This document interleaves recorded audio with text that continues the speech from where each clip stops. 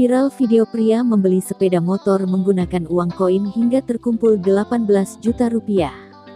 Video seorang pria beli sepeda motor pakai uang koin ini dibagikan oleh akun TikTok bernama @wawasuhenda. Dalam video, terlihat uang koin terbungkus plastik dan berada dalam karung.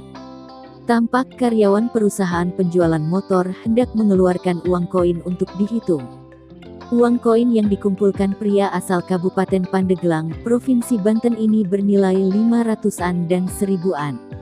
Wawasuhenda, pengunggah video pria beli sepeda motor menggunakan uang koin mengatakan kisah konsumennya. Menurutnya, pembeli yang bernama Iwan Setiawan itu menanyakan terkait pembelian sepeda motor.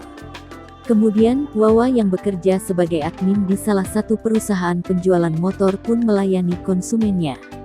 Lebih lanjut, Wawa mengatakan uang koin yang dibawa Iwan berjumlah 18 juta rupiah.